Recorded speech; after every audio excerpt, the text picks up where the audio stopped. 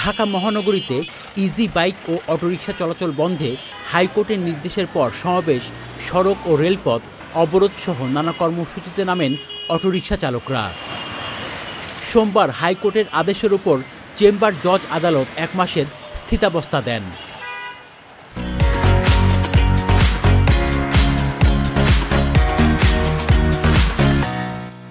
কেউ ওই কিস্তিতে লইছে, কিস্তিওয়ালা কিন্তু কোনোদিন মানবে না যে আমার কিস্তি মাফ করিয়া দেন, এটা দিবে না। অনেক মানুষের অনেক কষ্ট হইব।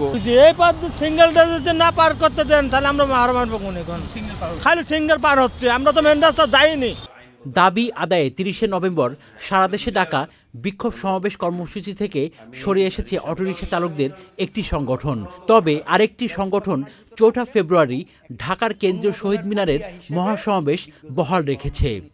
আদালতের যেই আদেশ এসেছে, হাইকোর্টের যেই চলাচল বন্ধের আদেশটি ছিল সেটিকে স্থিতিশীলতা দিয়ে 1 মাসের জন্য একটি আদেশ দিয়েছেন। আমরা এটাকে সাধুবাদ জানাই এবং আমরা মনে করি যে এই 1 মাসের ভিতরেই একই সাথে আদালত এটি বলেছে যে যেহেতু এটির অনুমোদন নেই, ফলে এটির চলাচলের বিষয়ে সিদ্ধান্ত দেওয়া বা অনুমতি দেওয়ার এখতিয়ার আইনগতভাবে আদালতের কাছে নেই, কিন্তু মানবিক বিবেচনায় এই পেশাকে বন্ধ করে দেওয়াটাও আদালত আসলে পজিটিভলি দেখে না, কিন্তু তার হাতে বিদ্যমান আইনের কাঠামোতে অন্য সিদ্ধান্ত দেওয়ার সুযোগটি থাকছে না।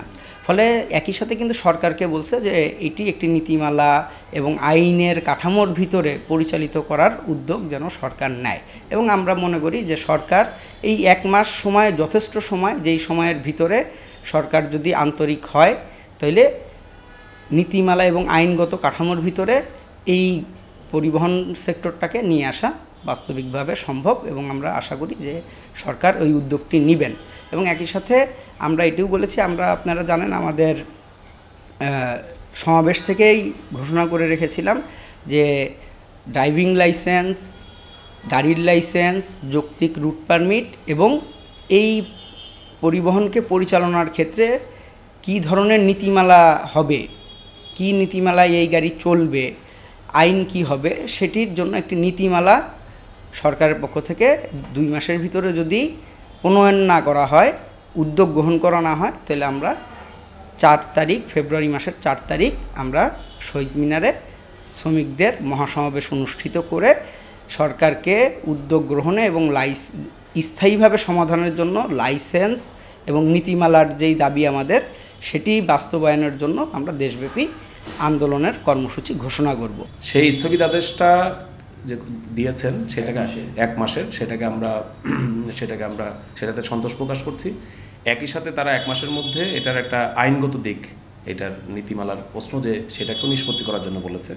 আমরা সে কারণে এই রায়ের এই আদেশে সন্তোষ প্রকাশ করছি এবং একই সাথে আমরা খুব প্রত্যাশা করব যে আগামী 1 মাসের মধ্যেই আমাদের এই সেক্টরের দীর্ঘদিনের যে পুঞ্জীভূত সমস্যা, যেটা আমরা প্রায় গত 12 বছর ধরে আমরা সংগ্রাম পরিষদ থেকে বলে আসছি, যেটা নীতিমালা চূড়ান্ত করে তার আলোকে আমাদের এই গাড়ির নিবন্ধন, ড্রাইভিং লাইসেন্স এবং রুট পারমিট প্রদান করে এই সেক্টরের একটা সার্বিক শৃঙ্খলা ফিরিয়ে আনা। ফলে আমরা সেটা প্রত্যাশা করছি।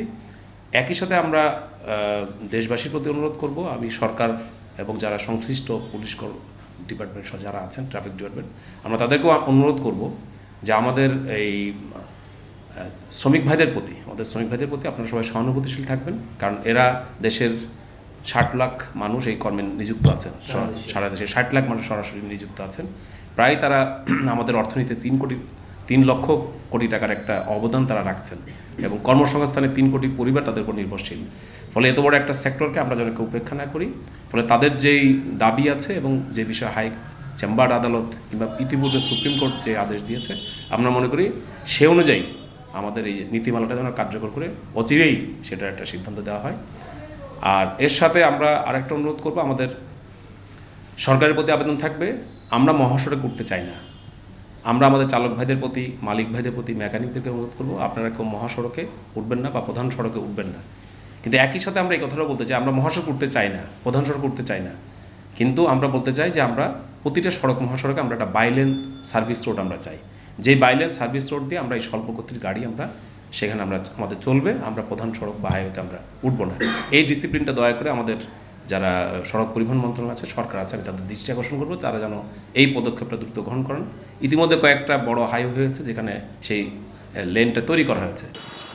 ঢাকায় প্রায় 10 লাখ অটোরিকশা চলাচল করে, এর সঙ্গে যুক্ত রয়েছেন কমপক্ষে 50 লাখ মানুষ। শাকের আদ্দান, চ্যানেল আই, ঢাকা।